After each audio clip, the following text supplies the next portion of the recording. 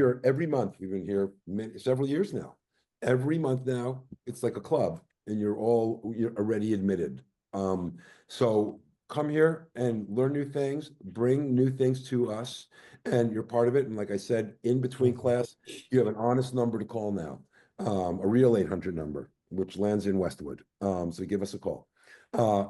We get some questions from members throughout the month, and we're going to cover these in our class, some deeply and some cursory.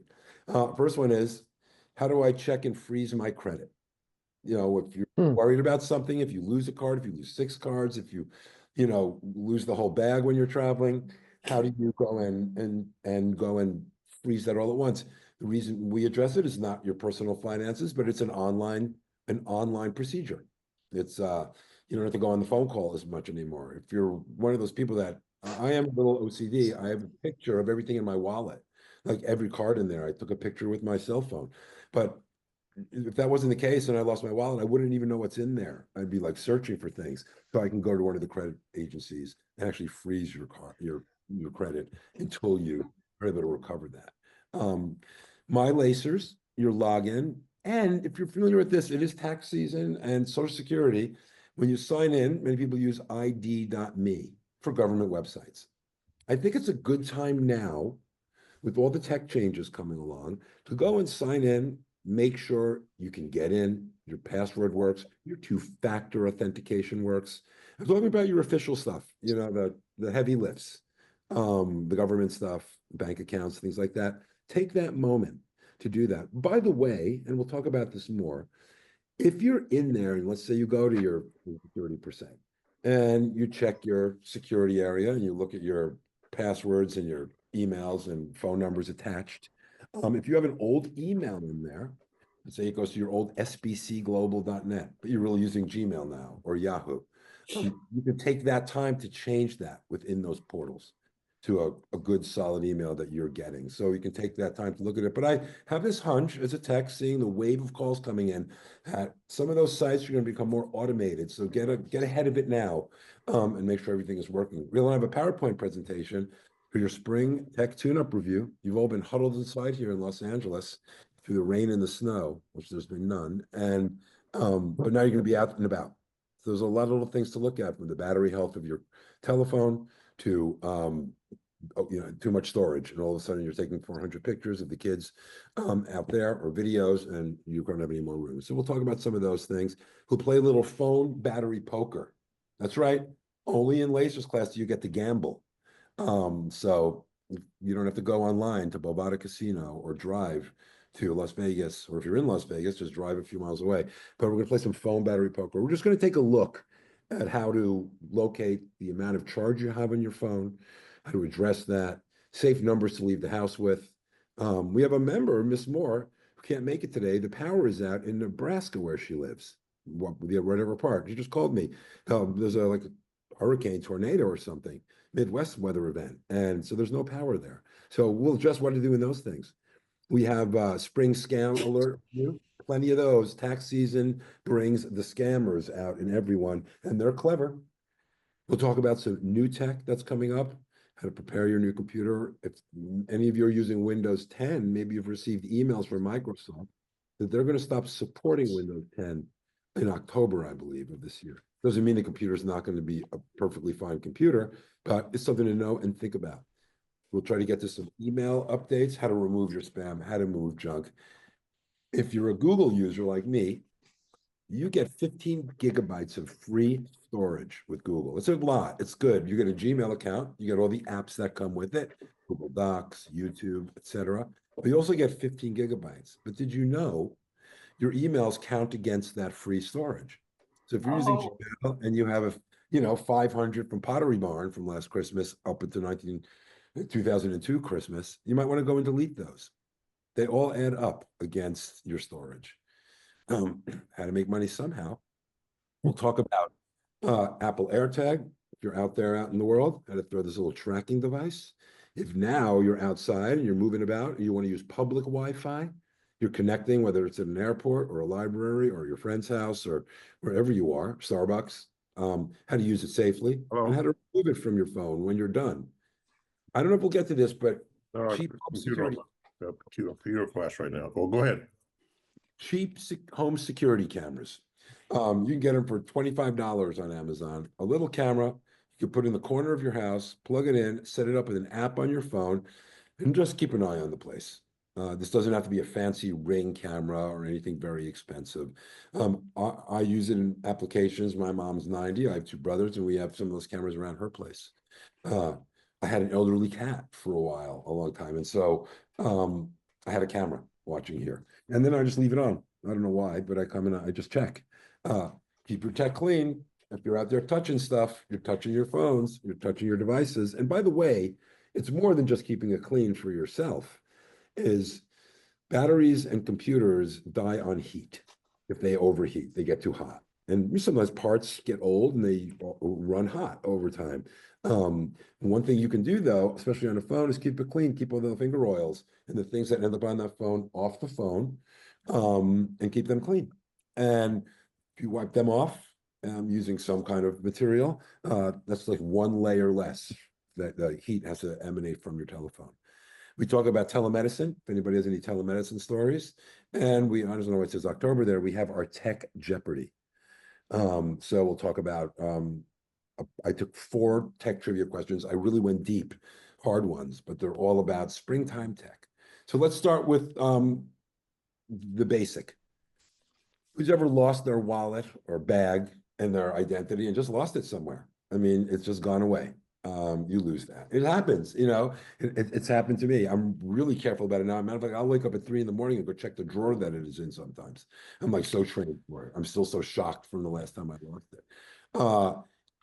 If you did that, it would be nice. And what I do is I've taken out of the sensitive part of my wallet, the cards essentially, and taken a picture of them. You can take a picture, you can print that picture if you don't want to save it on your phone for any security reasons, and you can put that picture somewhere. And then if you, heaven forbid, lose that wallet, that you know, your bag, whatever's in there, then you know which cards to go to immediately and call and cancel. If you really want to get advanced with that precaution of a physical loss, is you could take that picture and I can send it to Pat Aviles, my friend Pat. I say, Pat, file this away. So when I'm traveling, I said, oh my God, I'm in Maui on the beach and I lost my wallet, Pat. What's in there? So she could send me back the picture and say, you got to call these people. You know, somebody trusted who could have that contents. And you can do that for somebody, you know, senior to you that you're looking after. I mean, to be real, you get many stories where sometimes they're theft in, you know, ADHCs or senior living, something disappears and you need to know what was in there. So it's nice to get a grip on that reality, on that note. So the next part is if you don't know that, or if you just want to go beyond that, you can go to each one of your credit reporting agencies. They're Experian, Equifax, and TransUnion. And which is a good thing to do anyway, to sign in under your name, email, get into your account securely, set up the 2-factor, even if you don't check it or you use other methods, and there are many other methods, but it's not a bad thing for you to get a grip on that. I remember the old days, you'd have to mail them, you know, just get all 3 agencies if you were like disputing the Circle K charge. And I think I still have that Circle K charge for coffee on my account somewhere, and I disputed that. I got a medium, not a large.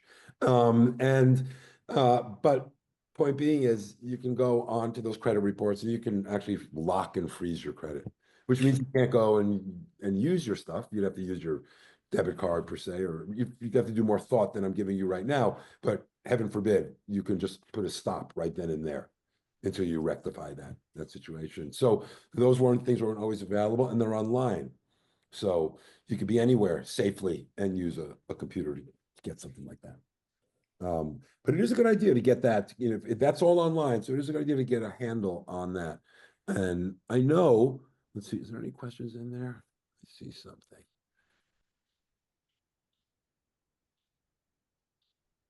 Okay, Dusty's instructing in there. So those physical losses, you know, are harder to deal with than a digital loss. We know that if you lose your phone, which is a great lesson to give, there's something called Find My Phone, Find My iPhone. I can track that. But if I physically lose a device, then it's gone. There's 2 other things that can get lost. Just literally, I can lose them in the couch for a month and replace them and then find them. And that's keys and your glasses. I've noticed those are two things that also get lost. And just they do, and they're dramatic, that moment's dramatic. Like, oh my goodness. For your keys, you could potentially get something called an AirTag. Apple makes a product, but there's a Google product that works for Android users. Does anybody know what I'm talking about when I say that? Yeah. It's like a little puck. It's battery operated. I mean, at one time, it lasts X amount of time. And you connect that to either your Apple, your iPhone, or your Android, which is run by Google. And then there'll be a button you can push, one of those little apps where you can see where things are. You can even make it vibrate or beep lightly. And those are easy enough on keys. And in that app, it'll also show you the battery life. So if it's, 6 months, when it's time to change it, you could do that. I remember when I went to sleepaway camp as a kid, my mother would write my name on my socks. Like they were just like she would get like this magic marker and write this name on my socks. So this is sort of like the modern method of that. We got a question of the previous thing. Let me answer this. So Sohaila, that's a great question. In that moment, I would imagine yes, if you did it with one. That needs more research. The question was, if I freeze my credit report in TransUnion, will that count with Experian and Equifax? And I don't have that answer. That should probably be something you would check you would check in that moment. But you know what? I might be so on top of it. If I had access to all three, I would just freeze them on all three. Sure. That's a good financial question to ask a better financial credit expert than myself. There's probably something to be researched. But here's a funny thing about tech. You could research that today and say, you know what, I want to learn. That's cool. You can go onto your credit report. You can ask those questions. You can Google it. You can chat GPT it. Oh my goodness. Segue. Who wants a real life segue? Let's chat GPT that question. Let's go. Let's ask that question.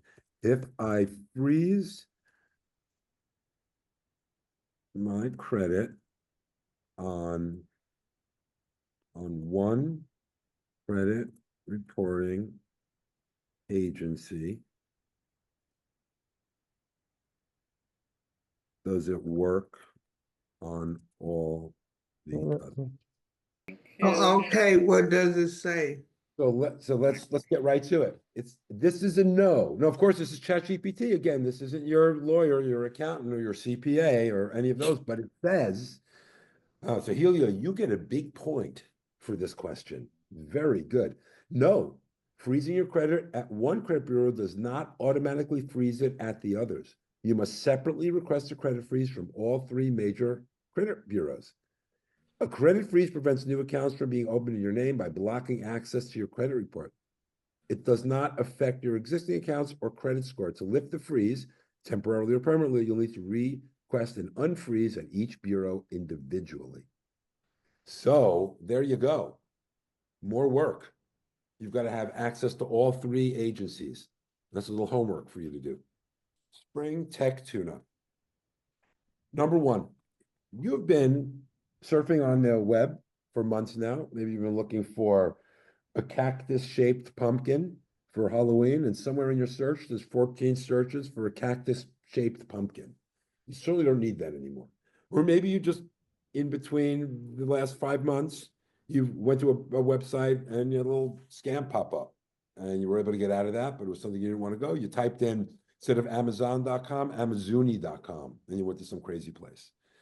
You can go on your browser, any of the browsers you use. Safari is the native browser to Apple. It's a great browser, by the way. It does everything everyone else does. The one that's native to us Windows people, and I'm on a Mac right now actually, is Microsoft Edge. Here's a little trivia. Before Microsoft Edge, it was called Internet Explorer. They updated, they changed their name. Many of us use, and what I'm using now is Google Chrome. It works on all devices. And a lot of folks still love Firefox. It has a fan base. It's like the Grateful Dead of browsers. It has a loyal, hardcore fan base and it's a good browser. It's made by Mozilla. It's fair enough. But in each one of those, and welcome, Miss Moore. I think your power's on. We want to hear about that. You have a history. In Chrome, you'll go to 3 dots on the upper left. if you look in usually the upper left where your little avatar picture is, you'll find an area where there's settings and or history. You can go into that history and you can clear that history. You can erase that history. You can log out of sites you don't even know you're logged in. Here's a note though. When you log out of those, if you did spend months searching for the cactus-shaped mushroom, pumpkin, it'll be gone. So if you want to save that, make sure you make a bookmark or note that. If you just want to get, rid of a bunch of history, then go and clear your history. And it's never a bad idea to just remove where else in your life can you just erase the past so easy, right? Here's the one thing in your life, you go, oh, let's just forget about November and just delete the history for November. All right. Here's something that sometimes is scary, especially if you're using, I don't want to say older, but a computer that has been lovingly by your side for a long time, is turning it on and off. It's a good idea on your phone to restart your phone, hold the button down on the side, slide the slider, push the button and restart it and let it come back on. Same thing with your desktop computer, your tablet, your laptop. It's not like a light switch. When you turn your light switch off, the circuit is broken and no more power to the light. When you shut down a computer or turn it on, and your phone being a computer, a bunch of engineers wrote a whole lot of software that said, okay, we're closing down the computer. I'm going to shut this first, going to shut that next. We don't need that. This is a temporary file sent when they went to the LA Times. They don't need that. They'll get it when they go back again. And then it shuts down. The same way you might leave your house. You turn the light off, you put this in there, you put that on there, you hang this on the hook, and then the door closes. And then when you turn it back on, it does the same thing. It's sort of like your flow. You put the key in the door, the foot goes in the door, the key goes on the hook, the bag goes on the thing. There's a protocol to the way it opens, and often to the part where you have to re-sign in with your password, which is great. You'll re-sign in with your password, and you'll be back to where you were with a whole lot of cleanup and maintenance done simply by turning it on and off. If you are not sure of your password for that old computer device, think twice about this, but that should be addressed, obviously. But a restart, obviously, I tell people I paid off my Honda by telling people to restart and just pretending it took a long time. Pretending I had to fix something, and then I restarted it, and then everything worked again. So it's a good first step. Know your password before you do it. Updates. Updates are good things to do.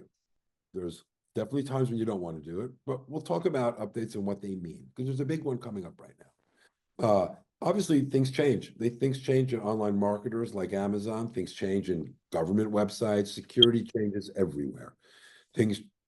Unlike your toaster that for the past 30 years has worked fine on the counter, it does two things. You push it as a spring and some heat coils, and it toasts your whole wheat dry. And that's the same. But you can wake up tomorrow morning and the button on your website that you've gone to for the past 2 years has changed. It's on the upper left now. The whole portal has changed. You have to now go find that thing again. Those things happen without you asking. That's done for who knows what reasons. They're going to come eventually. So it's good to get ahead of them. It's also a meter of the health of your device. So, and these work on your phones as well as any other device. On your phone, by the way, if you're an Apple user, to check if you have an update, they're not all automatic. You're going to go to the settings. You're going to go to general. And then you're going to look for software update. Now, obviously, don't do it while you're in class. And it's always good to have your phone in the charger when you're updating, but that will show you if you have an update available. And unless you have a specific reason, there's no point not to update. It means your phone's healthy. The developer, in this case, Apple, is still sending that phone updates, and go with it. If you're an Android user, I like to swipe from the very top and look for that little gear in the upper right. If you're a Jitterbug or a different service, and you can find this little gearbox, you can click on that and open the settings. And in there, you'll see a tab that says software update. And then you could see if there's a software update. Sometimes people just swipe them away because there's never a convenient time. I like to do those updates in the evening. When I'm sort of done, I plug the phone in and let it go through its paces. When it's finished updating, again, you'll have to put your password in. So it's important to know your password. If you don't have a password set on your phone, some people don't. So I do that for like seniors. Uh, I don't want it to have to go type in 4639, fingerprints aren't working, face recognition. I just want it to be able to touch the phone and it opens. In that case, it'll still open on the other side. On your computers at home, uh, Apple, Windows, um, updates matter. Apple's latest update is Sequoia, but they started all the way back. If you remember things like High Sierra or Mavericks or El Capitan, they all look like the newest thing ever. But they are updating constantly. And there sometimes comes a point where it won't, you'll go and look for the update, or there'll be no update, but my computer will update. And that means your computer has passed its update life. Does not mean your computer has passed its use life. It just means that Apple won't update it any longer to its latest features. Over time, I have a question, please. Are you going to Yeah. address iPads as well as phones and computers? Absolutely, it's on that list. Great question. Thank Yeah, you. tablets. No, tablets are, and the tablet is a computer, just like everything else. But yes, tablets are, we're gonna get to that next. Sort of also falls under this, sort of the things I'm explaining, but I'm gonna tell you how to get there. And of course, the most popular tablet out there is an iPad, although Samsung and Android has some good ones. But getting back to the computer, when you update, and you can't update any longer. Look, if something becomes a 2010 computer, eventually Google and websites won't be readable. That browser won't update. You just won't be able to get the features necessary. But if you can keep it going till the steam comes out of the back. Be cautious of doing banking and things like that on a very old computer, which is less secure. Let's talk about the big Windows 10 thing. Who remembers in their work life when you were jumping in the van pool and going to work at the city, and there you were on Windows 7 or XP or, or Windows 8, 8.1. Of course, it went to Windows 10, and now it's at Windows 11. After a few years, after Windows goes from Windows 10 to Windows 11, they cease support for Windows 10. Maybe you're getting emails about that. Maybe you just heard about it, or maybe I just heard about it from me. What that means is Windows, the operating system inside of the machinery you own, the software won't update anymore. Apple's engineers won't be working on that every day, looking for bugs and fixing things like that. Doesn't mean the computer's inoperable. Probably 75, 80% of people on Windows will still be using Windows 10 when the next Windows 12, 13, whatever it's called, comes out. It just means be conscious of that. That in due course, updating your computer to a Windows 11 device, or if that computer you're using allows you to update to Windows 11, will be something to think about. And therefore, what's the biggest feature with these Windows 11 and these updates? They're adding AI to a lot of things. It's no matter what you do, it's coming, because they do also do security patches and updates and, to learn how to fight breaches, but there's a lot of AI in these things. Let's talk about tablets. Did Sally have a question? Yes, please. Thank you so much, Dusty. Mhm. Elijah, can you possibly enlarge the bottom part, the Apple part, so I could read it? Oh, let me send you something, Sally. It's sort of hard to enlarge. I did it blurry for a reason. I don't want anybody just clicking right now. I'll talk to you about it. But are you talking about your phone or your computer? No, I'm looking at this check for updates thing in the blue box, but over to the right is the Windows update, and underneath it is software, and I can't read what it says, and I It's a can't little read blurry. it. Let Yeah, me ask you a question, Sally. Which device are we talking about? Your Mac, your computer? I'm on a MacBook Air, the So one on you your told me to MacBook buy. Air, let me talk you through this, because other people could want to do this, and don't do the update now, but what you're going to do to get there is you know what? Let me do this. Sally is a long-standing, awesome member of class and deserves to have that question answered normally with a visual. We dance with who brung us. Okay, so if you're looking at the top of my Apple, you see that little apple, Sally? Yes. I'm going to go to System Settings. I even have an update to do. In System Settings, I'm going to go to General. Okay.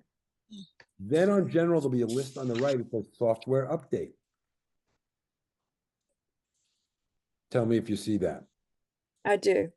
I'm gonna give that a click, and in my case, I've updated to the latest operating system, but there's even an update to that. So that's how you would find that. That's the window you couldn't see clearly in the PowerPoint. Okay, thank you. You're welcome. And I do need to do that, so I should practice what I preach. Okay, let's get back here. Now let's finish talking about the tablets. Oh, fabulous device. It really has become, oh, welcome, Jeanette. Welcome, Jeanette. Welcome, Jeanette. So tablets are probably my favorite device. And they really do work well for everyone, and they really do work well for like seniors that, like, for example, I have several seniors, the macular degeneration is getting to that point. And they use the iPad, like the big one, iPad Pro. And they also use a magnifying glass like with it, but it's a really good device. Now, in those would work in an Apple, we'll talk about the Apple first, the same way your phone works. So if you're an iPhone user and you know how to go to your updates, it works the same on the tablet. On the tablet, you're going to look for an app that says settings. You can scroll through your apps, looks like a little gray gearbox. Or you can swipe down, sometimes type in settings and it will show up. After you click in the gearbox in settings, you will see a software update tab. In that tab, you can tap that tab. Or in the search in top, you can even just type in software update, and then you can see what updates are awaiting you. Now, here's something you can do on a tablet.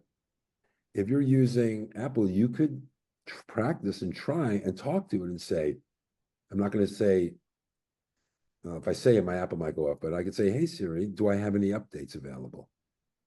And it'll open up that setting if you're lucky.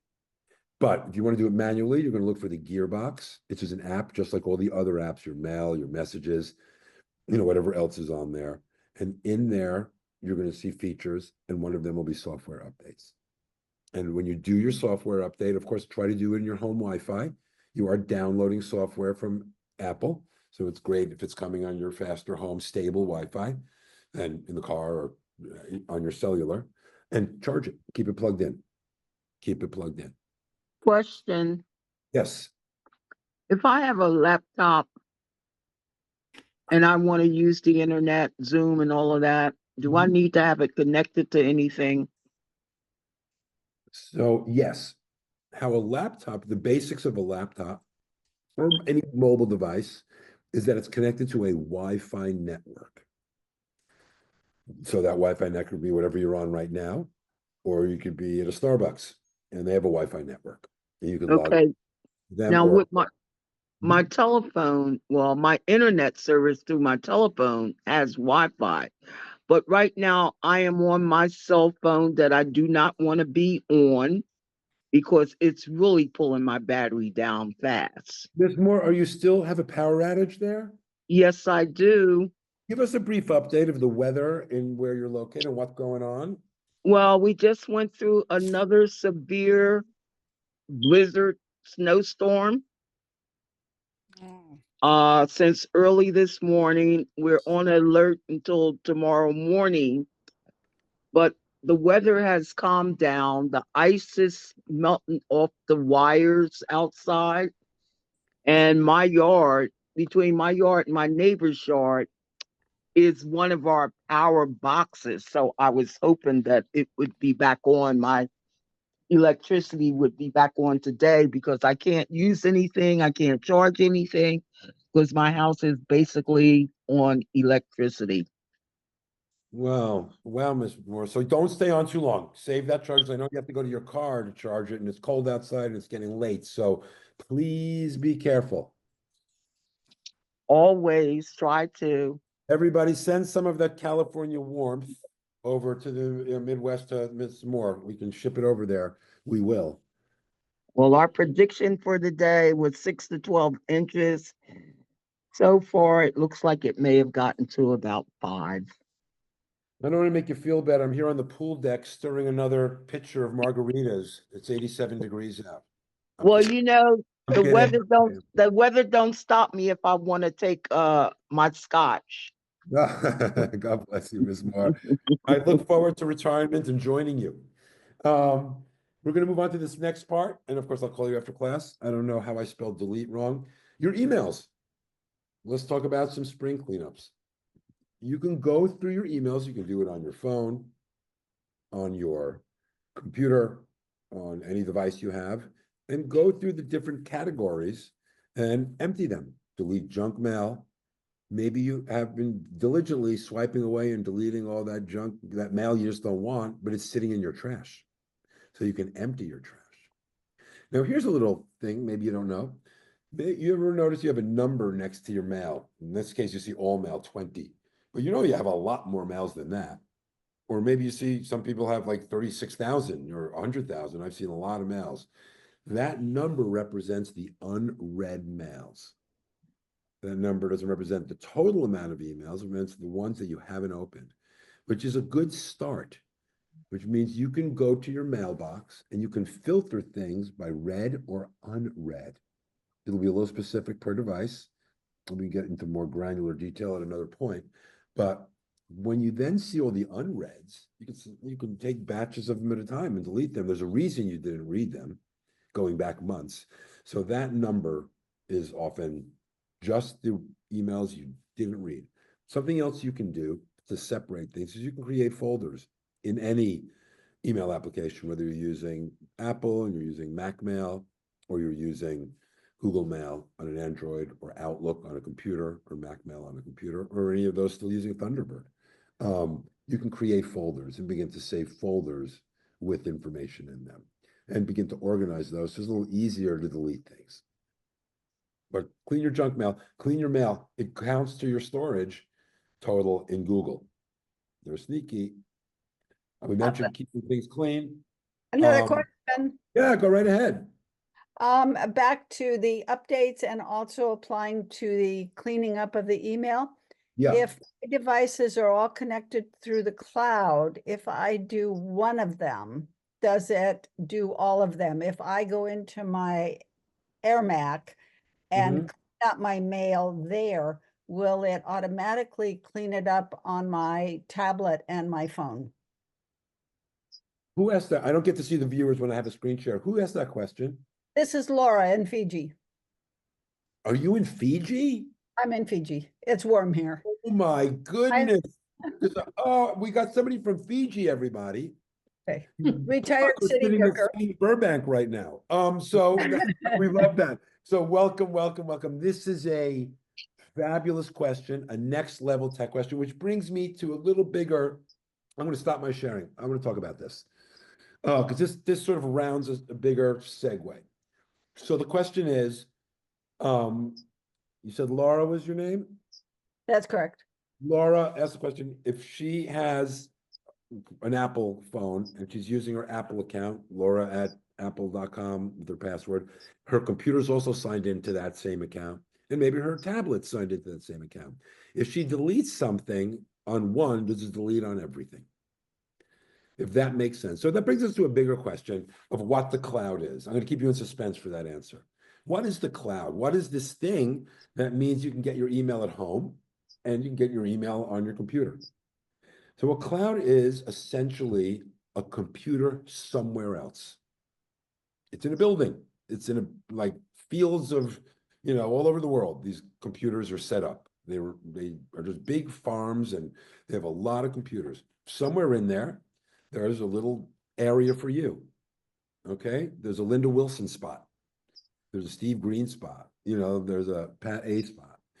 There's a little spot for you in there, whether it's your Google account, whether it's your Kaiser account, whether it's your MyLaces account, everything is on that little cloud. In your Apple world or your Google world, if you're an Android person, that account means that there's one brain, one computer that has all your information, and then it comes down into your different devices. So I can have everything saved. I can buy a new Apple device. I could log into Lara at myappledevice.com password, and all my information could come onto that brand new device or other device.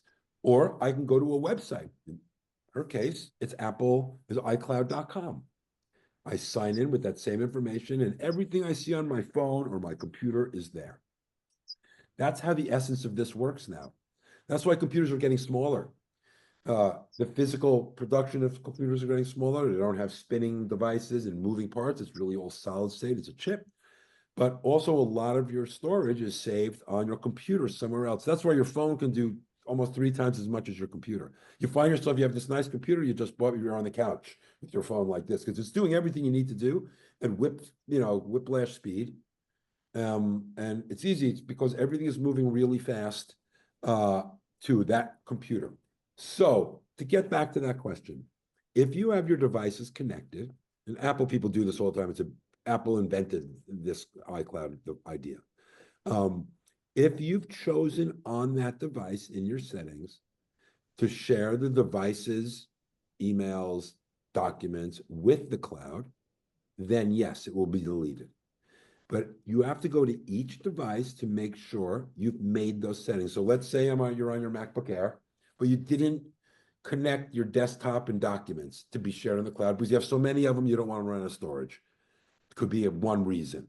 Then if you delete it from the computer, it wouldn't delete from the cloud because you haven't made that link. So you would have to check to see if you're sharing those things. If you notice though, if you go to Gmail on your Mac and you delete something, it will delete everywhere because that's telling Google, which is separate from Apple, I don't want this email any longer. But in Apple, using the photos and the contacts and things of that nature, if you're actually having your iCloud turned on, that means your connection to your computer goes where? I have a question. Yes. Does Microsoft iDrive the same as iCloud for Apple? These are great. We got the advanced team here today. It is exactly the same. So takes me to another point. Yes, OneDrive is the actual name of that Microsoft product. Is it OneDrive or iDrive? OneDrive.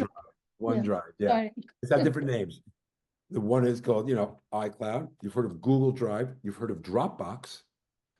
Where did that word drive come from? Some things were very intuitive. But they don't have to relate to the actual, it's not a physical description. If I say Thomas Guide, what is that? It's a map. Yeah, it stayed in your head, right? A Thomas Guide stayed in your mind. Who remembers driving down the 101 with a cup of coffee, car overheating on the 101, looking for page 46, L394, with the window down, your arm burning on the little chrome thing they used to put on the windows, with a little side vent open. It was the only air that you got in there. Nice smog conditioner. I liked it. Gave me a tan, made me look better. But point being is, the word drive doesn't really make sense. Where that word came from, where the idea that the word drive came from as a storage device. Think of an old school file cabinet. When you worked at the city in the old days, was there these giant file cabinets? Well-oiled ball bearings. Like if it started going in and your finger was there, it was too late, that's what you have. That's what that computer is. If you take that device, that teeny little device on your computer, in the original computer, the first time you bought your Tandy Radio Shack computer, or your Commodore, or your Apple II, or your first Windows computer, it had something in it called a hard drive. It was a physical drive. Why they called it a drive is probably because the parts moved in there. But that was the original device. That means that they sold you a box with the ability to show a picture, to have your finger move a mouse or letters. But the original part in there that contained the information, your pictures, your documents, your early WordStar or WordPerfect items, your AOL Instant Messenger was on that hard drive. And for whatever reason, they didn't have the courtesy to have a conference and say, let's name this something universal that'll work for all generations. They just said, we're going to use this word drive haphazardly. And there's been a lot of marketing mistakes. Who remembers Singular telephones? But then they changed back to Verizon. They spent like $200 million changing from like Verizon to Singular. And they said, no, nobody likes it. And they spent another $100 million to change it back. In the public mind. There's no like flow in a lot of these things. You really are on your own. And this group, who's really been in technology since it started, I can honestly say you're with me. I had when you got the first tape recording little answering machine at home, right? You put a little mini tape in there. We were here at the very beginning. We were the first people to actually sign up for an email.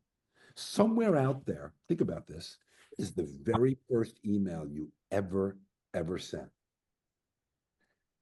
Sometime, somewhere, you said, let me try this. and you sent an email. You ever wonder what that email was? You might get it back one day. It says,